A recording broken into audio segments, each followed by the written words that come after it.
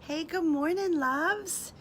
Here I am in my favorite spot, drinking my favorite coffee. I'm gonna take a little sippy. Slippy.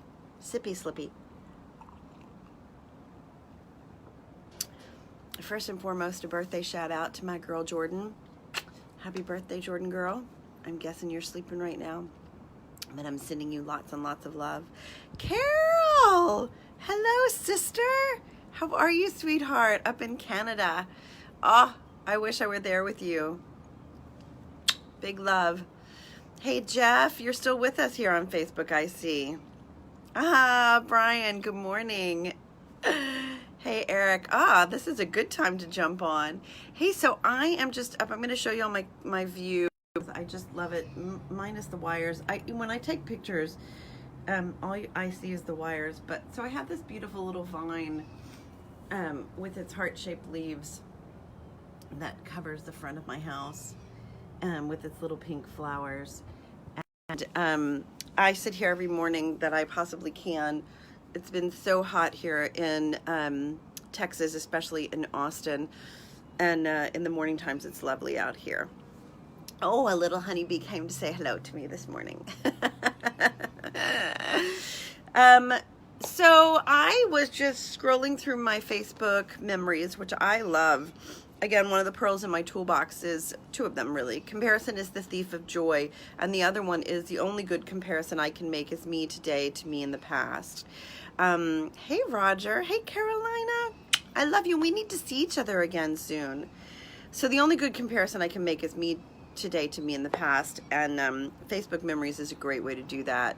And I woke up this morning and saw a lot about Hurricane Harvey and a lot of my own pleas and messages out to and for support and whatnot. Good morning, Cindy, of my friends in Houston, where I grew up and lived most of my life. Now I live in Austin. And good morning, Victoria. And so I just want to speak for a minute about trauma. When we have trauma or we experience trauma of any kind, and believe me, Hurricane Harvey was a trauma, whether your house flooded and you lost everything, whether you just watched it unfold, whether you had friends you couldn't get in touch with, those kinds of things leave a mark on us. And what actually happens when we personally experience trauma is there's a part of us that breaks off in suspended animation and gets stuck reliving the trauma over and over and over and over. And the anniversaries of trauma are particularly, they just turn the volume up on our feelings. And while in a conventional way that can seem like not a great thing, in a spiritual healing way, it's actually a very, very good thing, because it reminds you that you have that bruise or that pain or that trauma still in you. And it gives you an opportunity to release it. It gives you an opportunity to go back and rescue that part of you that is reliving the trauma in suspended animation. That is what I call soul reclamation. When we acknowledge and recognize that there's a part of us, good morning, Amanda, there's a part of us that's still stuck in the past. And so for those of us who, good morning, Megan, for those of us who really experienced Hurricane Harvey in a powerful, profound way, whether just watching the tragedy unfold or like so many of my close friends who lost everything. I mean, literally everything. I read a post from my friend Donna yesterday who was talking about just the simple fact that every single pair of shoes she owned, except for the rubber boots on her feet, were gone. And I don't mean that to sound flippant, like, oh, a woman in her shoes, but can you imagine if you woke up tomorrow and every single pair of shoes that you own is gone? Like, that's a thing, man. You only have rubber boots to wear. So there's a lot of tragedy and a lot of trauma and a lot of shadow and echo from Hurricane Harvey just being a year ago. And even though the actual hurricane hit, for those of you who remember or paid attention, that whole thing lasted for weeks and weeks and weeks, and really and truly the biggest part of the tragedy happened the week after and in the ensuing weeks, when the dam or the levee got released. So there's a lot. We've got a lot more coming. So I don't want to harp too much on Hurricane Harvey, not that it doesn't deserve my love and my attention. Good morning, Walter Kurt. It certainly does. This is one of the things I say to my clients all the time is this. When we used to do word problems in math, the point of the word problem was not the actual subject. It wasn't about Timmy and Tommy are both going to Chicago. Tommy's on a motorcycle and Timmy's in a car. That wasn't the point. The point was to get you to work the problem so you knew how to work the problem. So I say that because right now it's very easy for me to talk about Hurricane Harvey as the subject of the word problem. But the truth is, whenever we have trauma or a traumatic experience or a traumatic memory in our lives that bubbles up for us, at some point there's some healing to be done. And I do that through a process called soul reclamation. If you're ever interested in anything like that, you can always contact me and we can set up some time to talk. And I will teach you how to do it for yourself. It's a super powerful process. And the board meeting meditation that all of my clients get is a part of that. So all of that to say, and I just had to hit, the beginning of the school year. So today is also the first day of school for those kiddos in Houston. And in another example of my life personally, good morning, Chad. The beginning of the school year was super traumatic for me, which I didn't recognize for a long time. My parents were always out of town at the beginning of the school year. My dad had a big business meeting in Europe, and so my mother would go with, and they'd be gone for like 3 weeks, right at the beginning of the school year, literally every year of my life.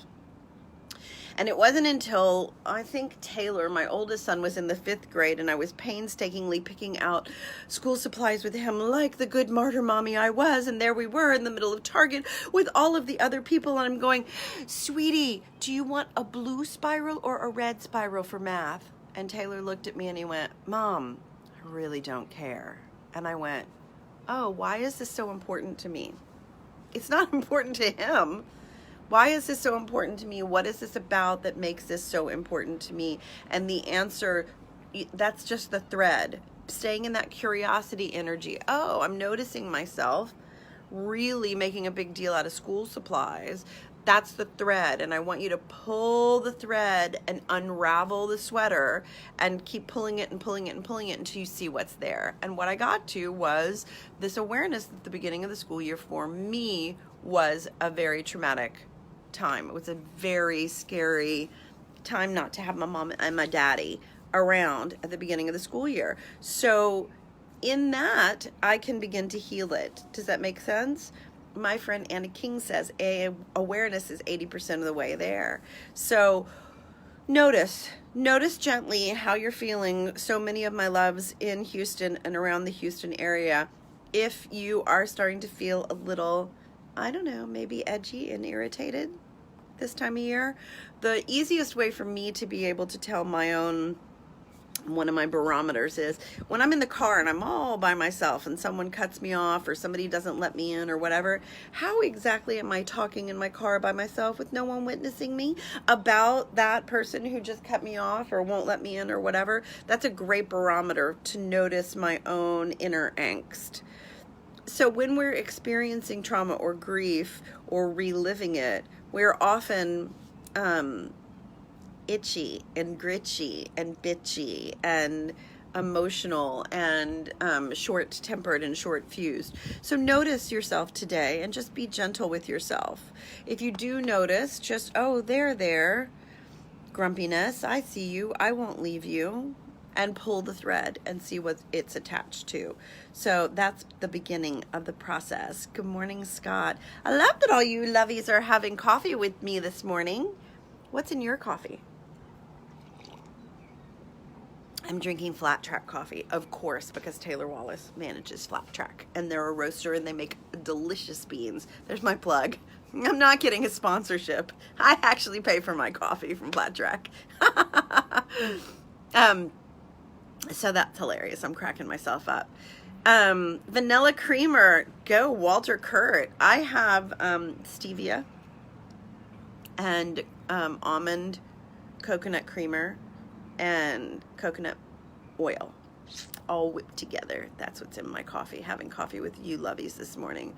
So I'm going to bounce off, do a little meditation. Just wanted to give you all some Monday morning love. If anybody wants to do some work with me personally, there is space in the self-love coaching group. That's easy to jump into. $199 a month, and you get me 4 Saturdays or 5, depending upon how many there are, in a coaching group, which is awesome, awesome, awesome. Have a great day, Victoria. I love you, sweetheart. And I do have only 2 slots available in my one-on-one work. So if you want to jump into that, you can always send me a message. And I look forward to much, much, much more Facebook Lives with you guys and time and attention. And just go out there and love yourselves today. Love yourselves and let that love radiate to other people. I love you, Brian Thornton. You are also beautiful. Come to Austin. Come give me a hug in Austin. I need a Brian hug. It's good stuff. Anyway, I love you guys. Big, big, big love on this Monday. Go out and love yourselves and love someone else. Let that radiate off of you. And I will speak to you soon. Thanks for having coffee with me.